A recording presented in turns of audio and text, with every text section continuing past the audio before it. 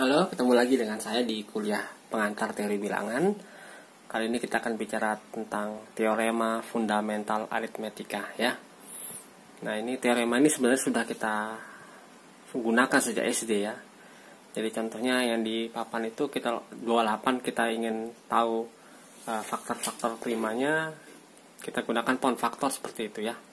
Jadi faktor primanya 2 dan 7 ya, 2-nya 2 kali, 7-nya sekali. Oke. Nah, kali ini kita akan belajar lebih dalam ya. Tentunya terkait dengan bukti dari teorema fundamental aritmetika ini. Oke. Teorema fundamental aritmetika pada dasarnya ingin mengatakan bahwa setiap bilangan positif ya, masih positif sih, bilangan bulat ya, tapi kita batasi dulu ya. Bilangan bulat positif selalu bisa dituliskan sebagai perkalian bilangan-bilangan prima ya. Itu kita percaya dari sejak SD ya. Kita percaya tanpa bukti. Contohnya 28 itu ada 2 pangkat 2 kali 7. Tentu dari contoh-contoh yang ada seperti menunjukkan hal itu ya. Tapi tentu orang matematika tidak hanya menyimpulkan berdasarkan contoh-contoh yang ada ya. Walaupun contohnya ada tak hingga buah ya, tetap harus ada buktinya. Oke, untuk membuktikan teorema fundamental aritmetika kita butuh beberapa teorema atau lema ya. Oke, yang pertama adalah teorema ini ya. Jadi kalau kita punya 3 buah bilangan bulat positif ya, dengan AB itu relatif prima dan A membagi BC, maka kita akan dapatkan bahwa A itu harus membagi C ya. Jadi karena A dan B nya relatif prima, maka A membagi BC berakibat dia membagi C. Oke, pada video sebelumnya kita tahu kalau A dan B itu relatif prima, maka kita dapatkan bilangan bulat lain, misalkan namanya Q dan R ya, atau jangan Q dan R ya, X dan Y misalnya.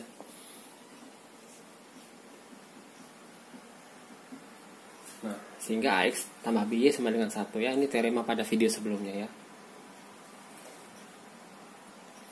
Kemudian masing-masing ruas kita kalikan dengan C gitu ya.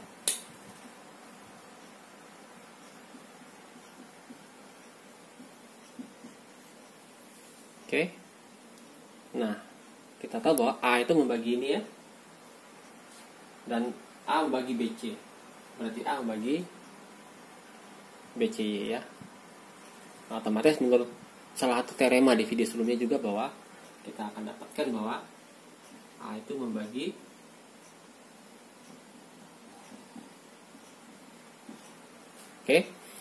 berarti otomatis A itu membagi C ya. Jadi teoremanya buktinya mudah ya. Berikutnya adalah sifat ini ya. Jika P membagi A1, A2 sampai AN, di mana P prima dan A itu bilangan bulat positif, maka terdapat suatu indeks J ya, di mana P itu membagi AJ.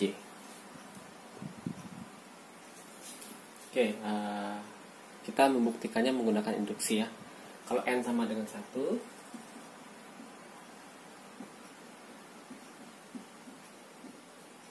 maka jelas P membagi A1 ya.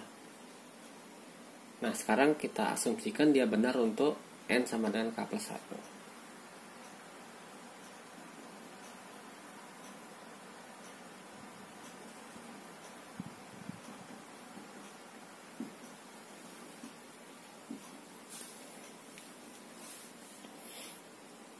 Artinya apa? Jika P membagi A1 kali A2 sampai AK-1, maka P pasti membagi salah satu di antara A1 sampai AK-1. Sekarang dari situ ingin kita buktikan apakah itu menyebabkan teorema ini berlaku untuk N sama dengan K ya.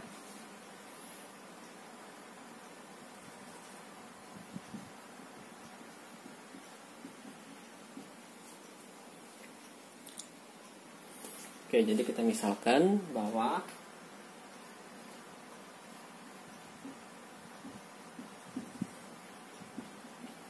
P membagi perkalian A1 sampai AK ya.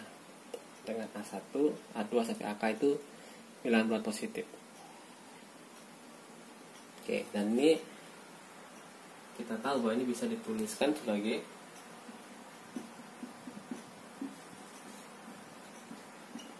seperti itu ya. Nah, menurut teorema sebelumnya ya. Oke, sebelum itu kita misalkan gini.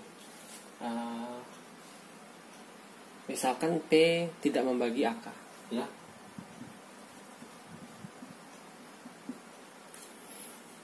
Karena P tidak membagi AK, maka pasti P dan AK itu relatif prima.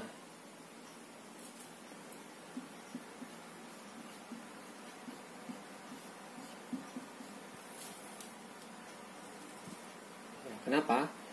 Karena kan tidak mungkin AK membagi P ya. Kalau AK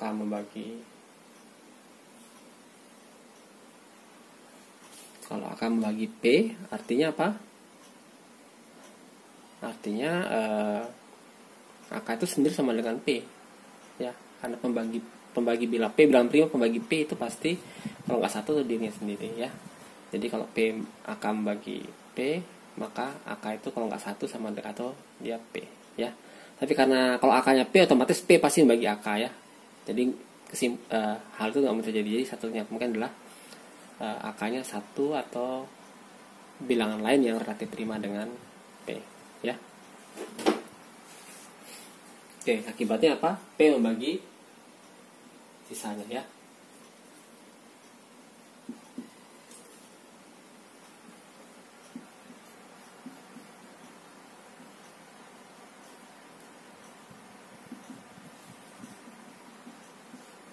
Jadi P membagi perkalian A1 sampai AK-1.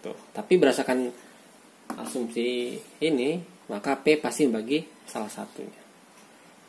Ya, otomatis terbukti teorema. Oke, sekarang misalkan P membagi AK. Kalau P membagi AK,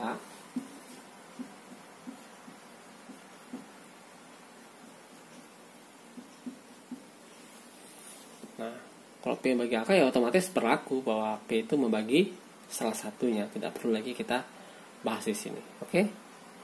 Jadi teorema ini sudah terbukti ya. Oke, sekarang kita akan membuktikan teorema fundamental aritmetika yang berbunyi bahwa setiap bilangan bulat positif dapat ditulis sebagai perkalian bilangan prima secara unik ya. Secara unik artinya apa? Seperti mengatakan tunggal ya. Tapi sebenarnya sebagai contoh aja.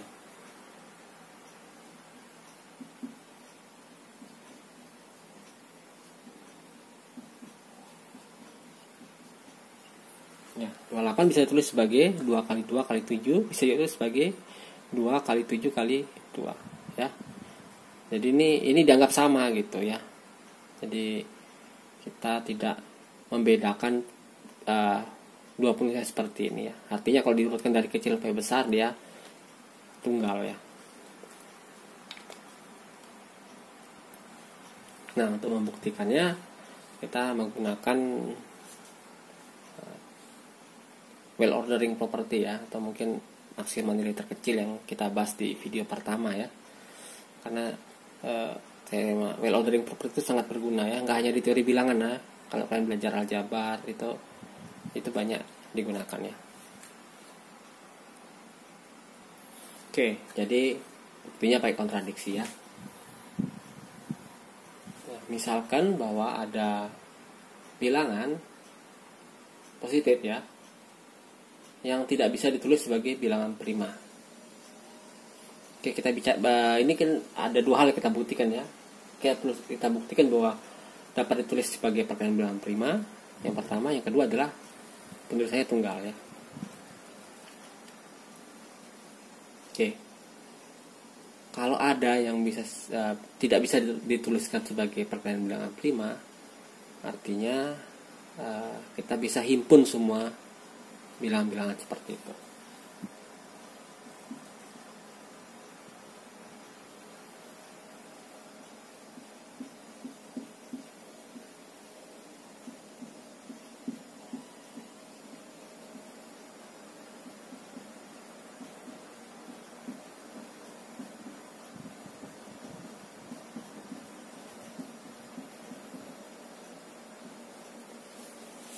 Oke, karena kita bisa bilangan positif ya, bilangan bulat positif, maka S itu ada, kita bisa buat himpunan S, di mana S anggota bilangan asli ya, di mana S tidak bisa ditulis sebagai perkalian prima.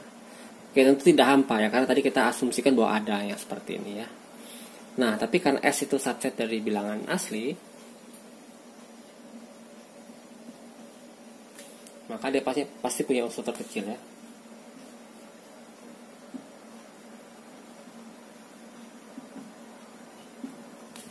Oke, kita namakan unsur kecilnya adalah T. Pertanyaan mungkin nggak T ada bilangan prima? Tidak mungkin kan? Kenapa tidak mungkin? Ya, karena kalau T bilangan prima, otomatis T sendiri bisa dituliskan sebagai perkalian bilangan prima tunggal ya. Oke. Karena itu tidak mungkin di anggota S. Oke, jadi T itu adalah bilangan komposit. Ya. Karena T bilangan komposit, maka T bisa dituliskan sebagai perkalian dua buah bilangan yang lebih kecil ya.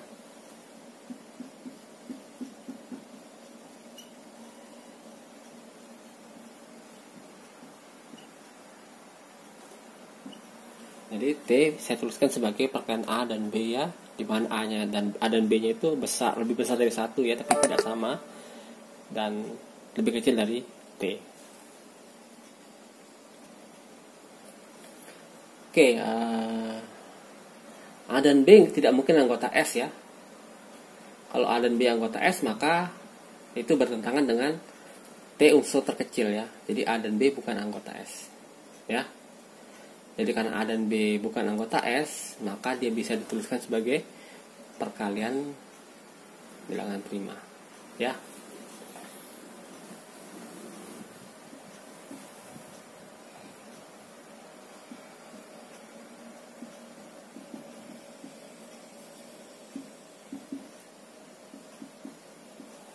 Demikian juga dengan B. B bukan anggota S karena lebih kecil ya. Kalau dia anggota S, otomatis dia jadi unsur terkecil tadi ya. Jadi B juga bisa ditulis sebagai perkalian bilangan prima.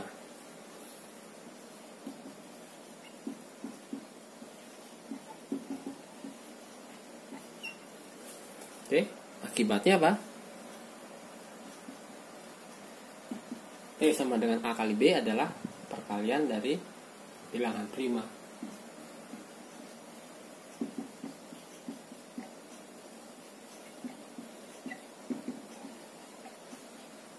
Oke, jadi kita lihat di sini terjadi kontradiksi ya.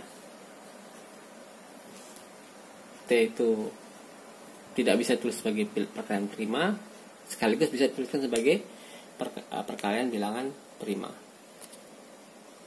Jadi kita sudah bisa buktikan bahwa setiap bilangan bulat positif pasti bisa ditulis sebagai perkalian bilangan prima ya. Oke, tinggal kita buktikan bahwa penulisannya adalah tunggal.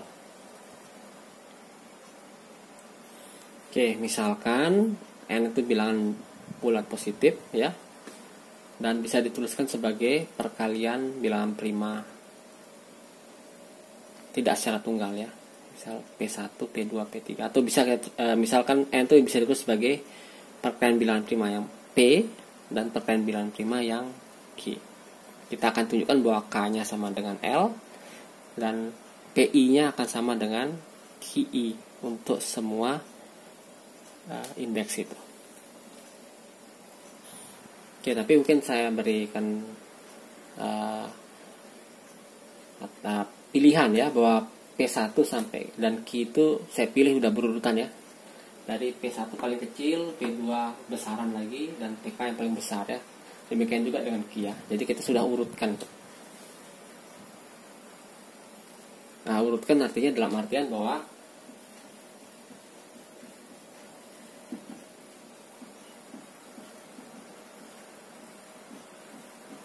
seperti itu ya. Demikian juga dengan Q-nya.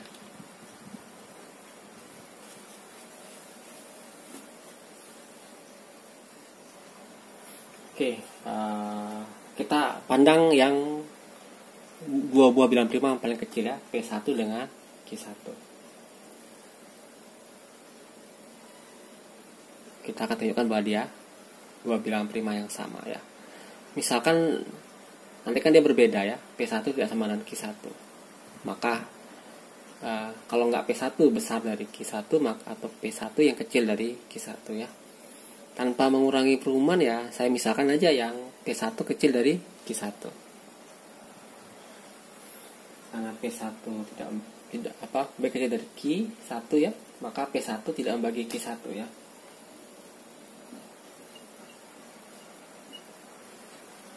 Karena bilangan prima ya. Otomatis karena Q1 dan paling kecil, otomatis P1 juga tidak membagi P2, Q2, Q3 dan sampai QL ya. Jadi bisa ganti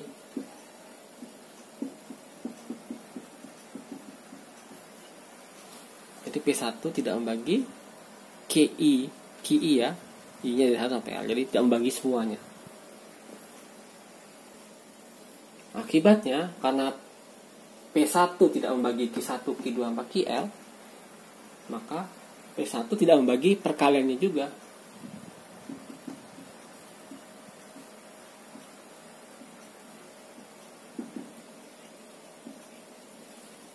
Oke, akibatnya apa? Q1, Q2, sampai QL itu perkaliannya adalah N ya. Akibatnya P tidak membagi N. Kontradiksi dong. Ya, karena dari sini kita tahu bahwa P1 pasti bagi L ya, membagi N ya. Jadi kesimpulannya bahwa P1 tidak mungkin lebih kecil dari Q1 ya. Yang mungkin adalah Q1-nya besar dari P1. Tapi dengan cara serupa tinggal dibalik ya. Maka Q1 tidak bagi P1 ya. Kemudian Q1 tidak bagi PI untuk I-nya dari 1 sampai K ya. Nanti kita dapat kontradiksi bahwa Q1 tidak membagi P1 sampai PK perkaliannya ya. Akibatnya Q1 tidak membagi M ya. Jadi apa kesimpulannya? Kesimpulannya mau nggak mau P1 itu harus sama dengan Q1. Akibatnya apa? Kita punya bilangan baru namanya N per P1 ya. Oke, kesimpulannya bahwa P1 sama dengan P1. Jadi kita punya bilangan prima baru yaitu namanya bukan bilangan positif, bilangan bulat positif baru namanya N1 yaitu adalah N per P1. Ya, N dibagi P1. Dan ini sama dengan P2 sampai PK ya. Dan ini juga kok kan N dibagi P1 ini P1 hilang ya. Tapi karena P1 sama dengan Q1 juga, jadi hilang juga Q1-nya. Jadi sama dengan QL ya. Nah, karena kita punya bilangan N1 itu bisa ditulis sebagai dua buah perkalian bilangan prima P dan Q ya. Maka kita bisa lakukan cara serupa ya. Mungkin nggak sama P2 dan Q2 ya. Kalau nggak sama, dengan cara serupa kita akan dapatkan lagi sebuah kontradiksi ya. Nah, sehingga akan kita dapatkan bahwa P2 akan sama dengan Q2.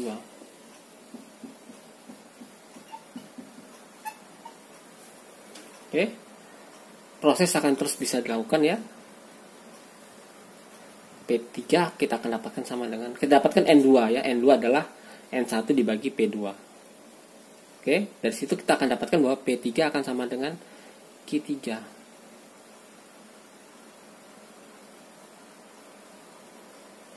Oke. Dan nantinya tidak mungkin bahwa kalau K-nya kecil dari L, tidak mungkin akan berhenti di K ya. Kalau misalkan K-nya lebih kecil dari L,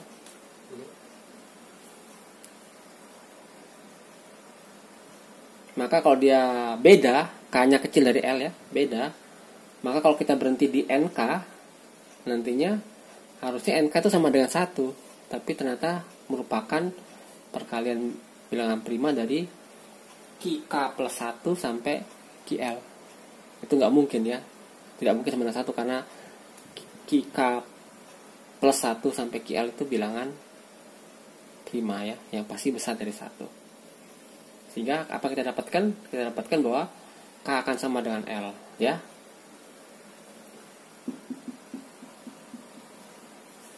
Karena K sama dengan L, kita dapatkan bahwa ya otomatis ya, kita sudah buktikan bahwa P1 sama dengan Q1 ya. Dan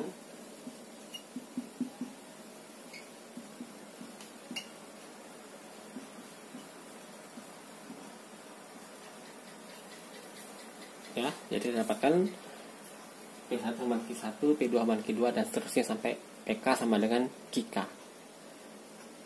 Nah, kenapa nggak PL ya? Karena K-nya sama dengan L ya. Oke, jadi kita sudah buktikan teorema fundamental aritmetika.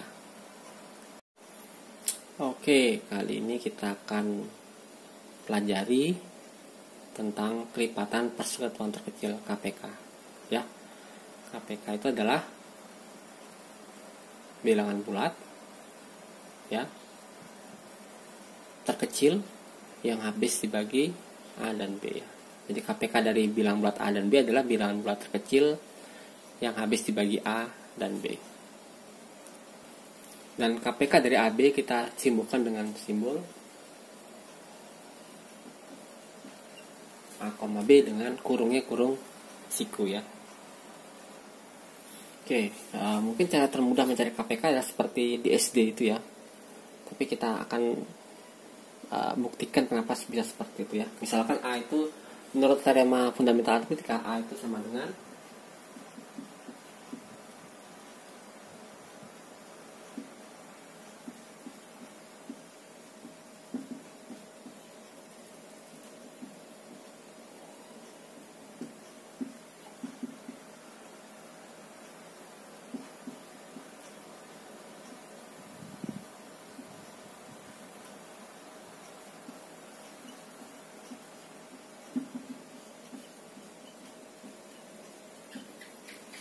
jadi A itu misalkan adalah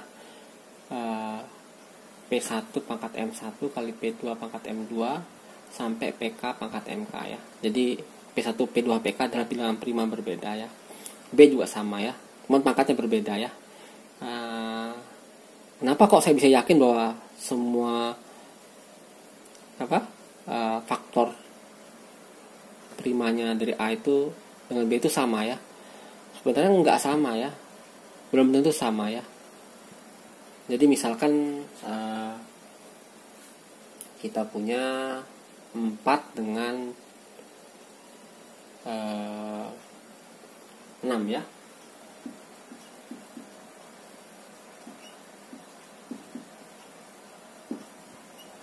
Ya, 4 itu kan 2 kuadrat, 6 itu 2 kali 3 ya. Jadi A itu cuma punya satu bilangan prima, yaitu P1 sama dengan 2, dan 6 P1 sama dengan 2 dan P2 sama dengan 3 ya. Tapi ini bisa kita ubah ya. Ini sama dengan kali 3 pangkat 0 ya. Dengan cara seperti itu ya kita bisa menuliskan. Jadi kalau kita temukan semua faktor prima dari A dan B, maka kita pilih yang kita gabungkan ya. Ya. Jadi kalau P2 nggak ada di A, maka M2 adalah 0 seperti itu ya. Jadi dengan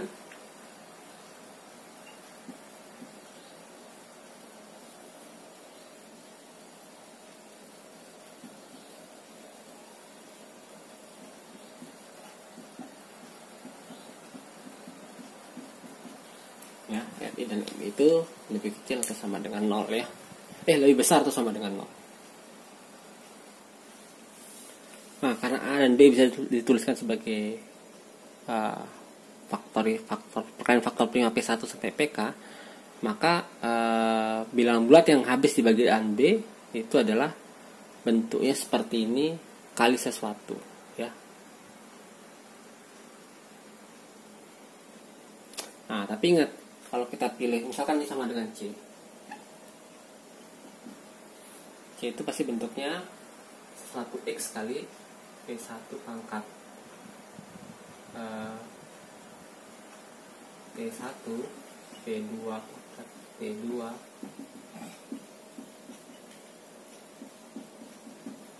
seperti itu ya. Kalau hilang satu ini, maka dia belum tentu dibagi keduanya ya. Misal T1-nya 0 ya, maka pasti tidak dibagi salah satu keduanya gitu. Mungkin salah satu ya, karena ini kalau 0 ini kan bisa lebih dari 0 ya.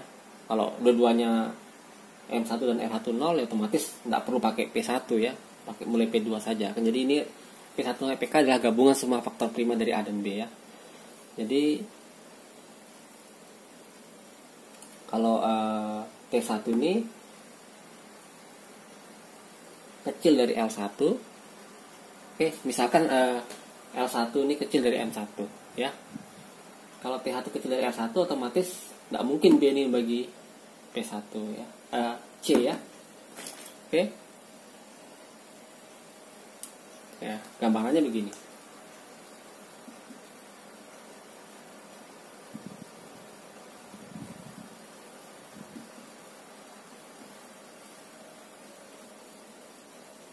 Oke, kita tahu bahwa FVB-nya adalah 12 ya. FVB dari 4 dan 6 adalah 12. Nah, kita mencari FVB-nya adalah misalkan C ya.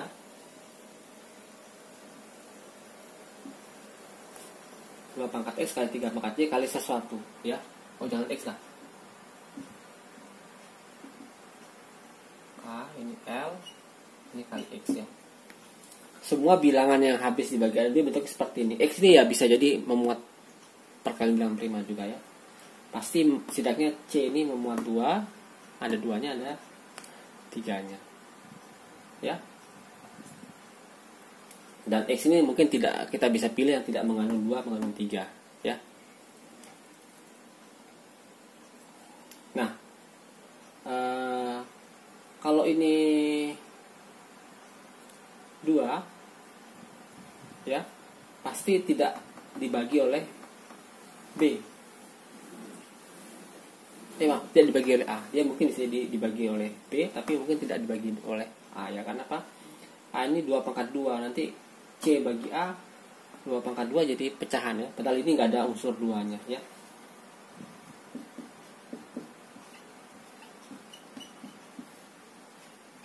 Ya, ini dilanggar. Dan X itu tidak mengandung 2 dan 3. Jadi ini pasti pecahan. Jadi nggak mungkin ya.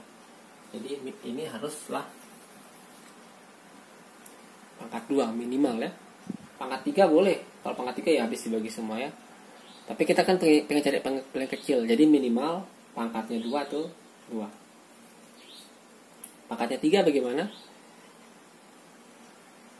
Mungkin nggak 0. Kan di sini kali 3 pangkat 0 ya. Mungkin nggak 0. Nggak mungkin. Kalau 0 artinya 1 ya. Jadi C bagi B itu sama dengan 2 pangkat 2 dibagi 3 kali X. Dan X itu tidak mengandung 3 juga. Ya. Nah, akibatnya dia pecahan. Nggak mungkin ya. Jadi harus 3 itu pangkatnya paling kecil adalah 1. Lebih besar boleh. Tapi kan kita cari yang terkecil ya. Sehingga kita dapatkan apa? Kalau lebih kecil lagi X-nya 1 berarti ya. Ya.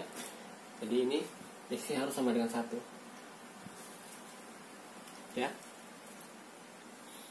Nah, T1-nya apa? Adalah maksimum dari ini. Agar bisa dibagi oleh keduanya ya. Kalau minimum ya bisa dibagi oleh salah satu aja ya. Jadi kita pilih maksimum agar bisa dibagi oleh keduanya. Jadi sama dengan P1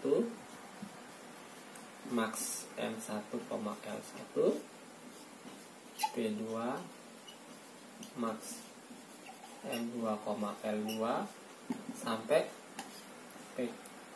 PK max MK, LK. Nah, ini sejalan dengan apa yang kita pelajari di SD ya. Kalau kita mencari FPB dari A dan B, kita ambil yang pangkat terbesar ya. Seperti itu. 4 kali 3 12 ya. Nah, mungkin di SD juga kita lihat metode itu metode ya. Tapi kita udah buktikan di sini ya. Kalau di SD untuk mencari FPB,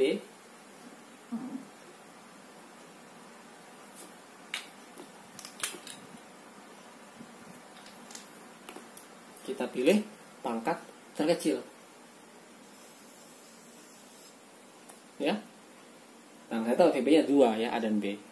4 dengan 6, FPB-nya 2. Sehingga itu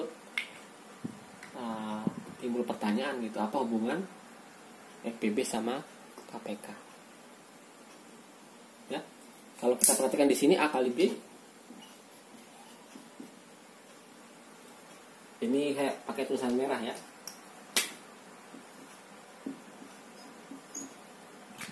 Sementara yang ini adalah 2 pangkat 2 kali 3. Ya, ini adalah apa tadi? FPB. Ini adalah KPK. Yang kita dapatkan sebenarnya maaf ini salah ya, harusnya ini A, B. Ini adalah A, B siku ya. Jadi kita dapatkan bahwa KPK itu adalah A dikali B dibagi FPB B. Kalau dari contoh ini ya. Tapi gimana buktinya? Kita akan buktikan sekarang ya. Nah, sebelum kita buktikan, saya ingin membuktikan satu teorema ya.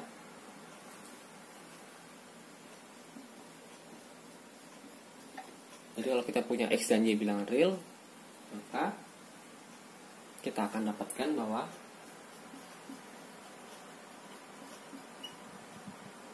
maksimum dari X dan Y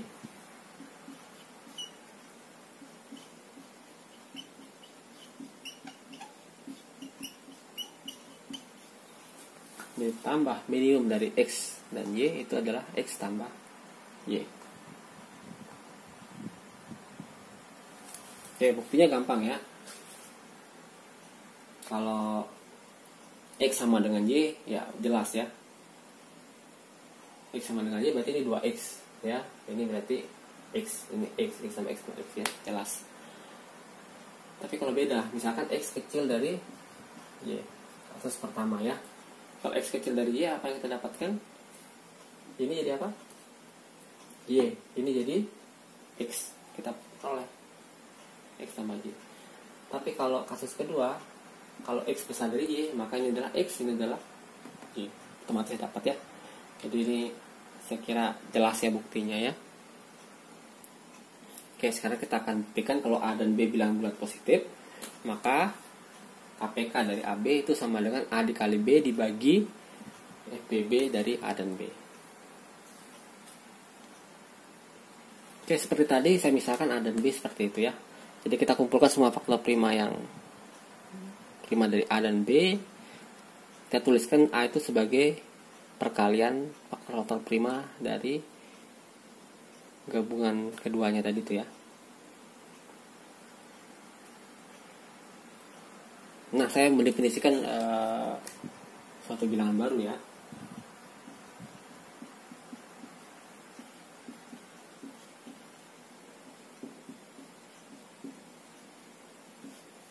MJ, M besar ya, sama dengan maksimum dari AJ dan BJ.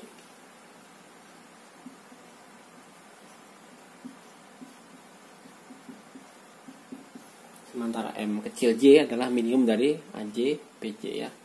Untuk J nya jalan dari 1 sampai K.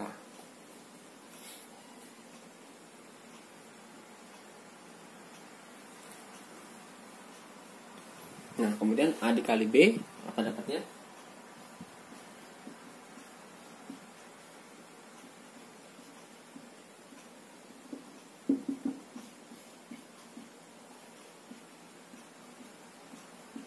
Seperti itu ya, A kali B adalah P1 pangkat A tambah B1 dan seterusnya dikalikan sehingga sampai PK pangkat AK tambah PK.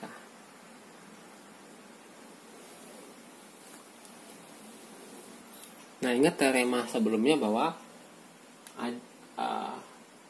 A tambah B itu sama dengan maksimum AB ditambah minimum AB ya. Dalam kasus ini kita ubah A dan B nya di AJ dan BJ ya. Jadi ini bisa kita rubah menjadi seperti itu ya. Ini jadi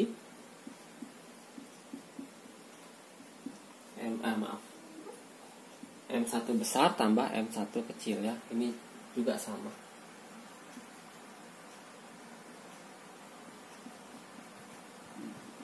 Sama dengan M besar K dan plus M kecil K ya. Oke, kemudian kita pisahkan ya. Ini kita kumpulkan ya yang pangkat-pangkat M besar dengan pangkat-pangkat M kecil ya.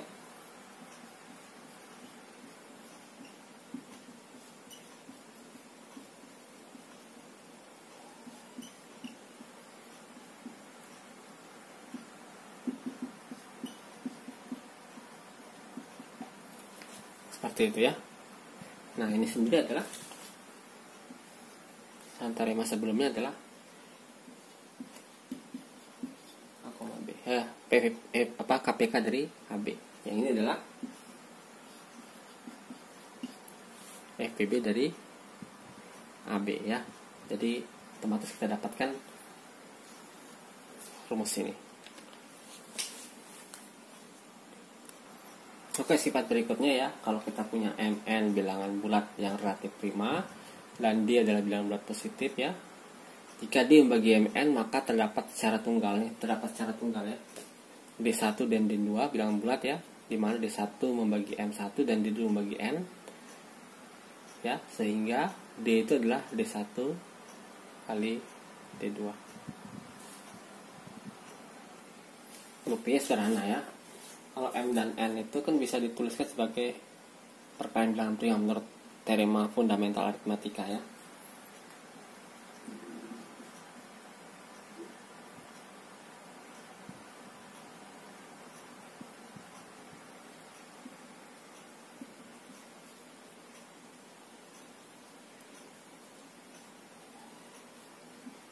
Ya, misalkan M itu adalah P1 pangkat M1 sampai PK pangkat MK ya.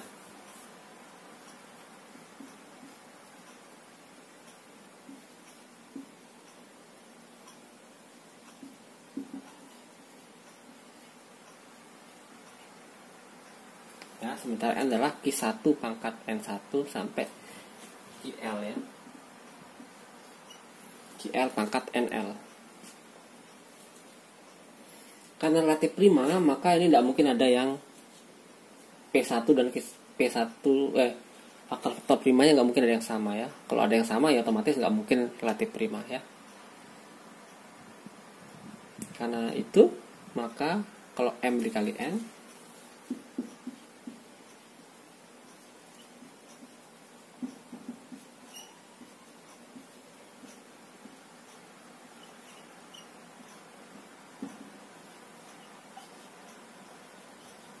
dapatkan seperti itu ya, bahwa P di M kali N adalah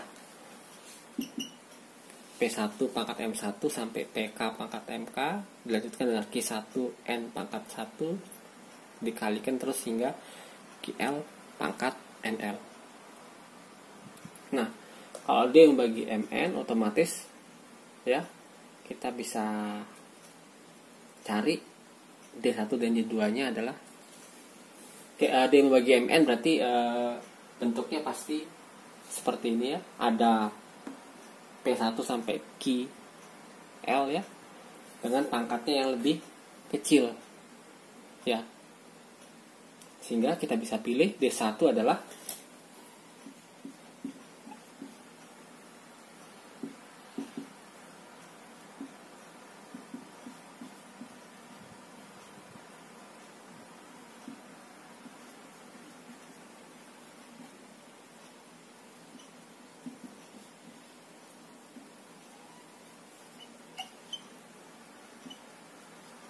ya, D1 adalah P1 pangkat E1 sampai PK pangkat EK dan D2 seperti itu ya. Dengan E1 dan F1 itu kecil dari M ya.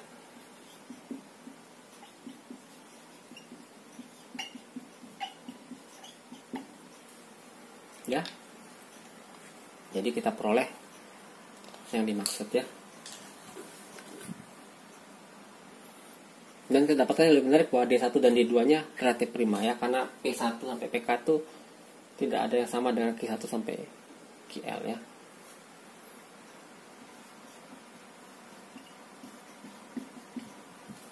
Saya kira jelas ya. Oke, kita akan bahas tentang teorema Dirichlet ya. Ini ingin mengatakan kalau kita punya dua buah bilangan yang relatif prima ya, namakan A dan B ya, positif ya, saya pilih yang positif. Maka kita punya barisan lah, katakan gitu ya. AN tambah B dengan N-nya jalan dari 1 sampai dan seterusnya ya.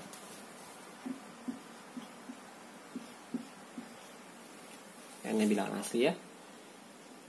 Maka barisan ini mengandung tak hingga buah bilangan prima. Oke, buktinya agak susah ya. Tapi untuk mata kuliah ini tidak akan dibahas buktinya ya. Sebenarnya sudah dibuktikan oleh Dirichlet sendiri pada tahun 1837 ya. Tapi buktinya agak panjang dan agak susah untuk dibahas bagi mahasiswa semester 3 atau 5 ya. Sehingga buktinya tidak akan dibahas ya. Tapi kita akan buktikan kasus khususnya ya, saat A-nya 4 dan B-nya 3 ya. 4 dan 3 relatif prima ya. Jadi ada tak hingga bilangan prima berbentuk 4N tambah 3 dengan N-nya bilangan asli ya. Sebelumnya saya ingin menunjukkan dulu bahwa kalau A dan B bentuknya 4N plus 1 ya, maka perkalian juga pasti bentuknya 4N plus 1. Ya gampangnya aja ya. Seperti ini. Nanti kalian bisa kalikan ya. Akan dapatkan bentuknya 4 kali sesuatu tambah 1 ya. Persisnya adalah 4 dikali 4KN tambah K tambah N tambah 1 seperti itu. Saya coba ya. Nah buktinya tentu pakai kontradiksi ya. Jadi kita misalkan hanya berhingga ya, yang bentuknya bilangan prima yang berbentuk 4N plus 3 ya. Misalkan kita namakan P0 P1 sampai P, jangan pakai N, PK.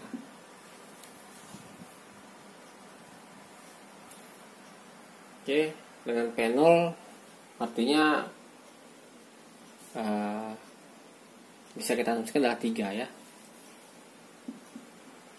Dengan N yang 0 ya.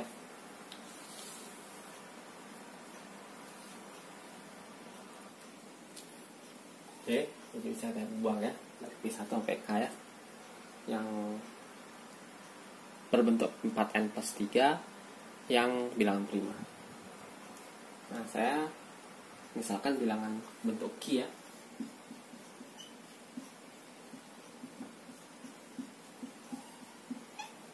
Yaitu Q ini adalah bilangan bulat yang merupakan perkalian bilangan prima ini dikali 4 tambah 3. Oke, sudah jelas Q itu lebih besar dari P1 sampai PK ya.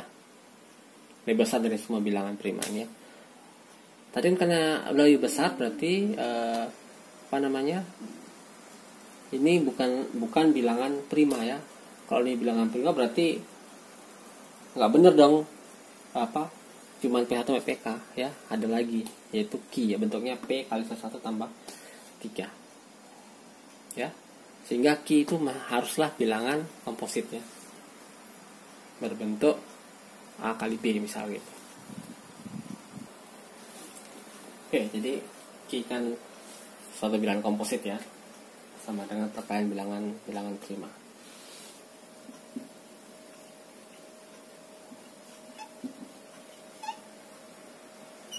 Seperti itu ya.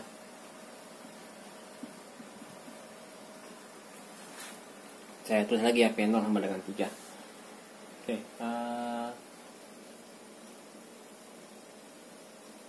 bentuknya Q adalah tentu adalah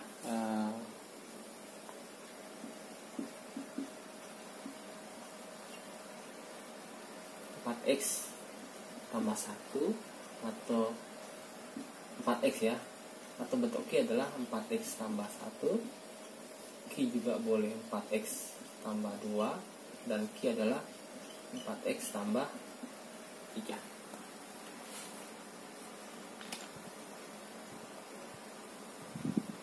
Maaf, faktor-faktornya ya.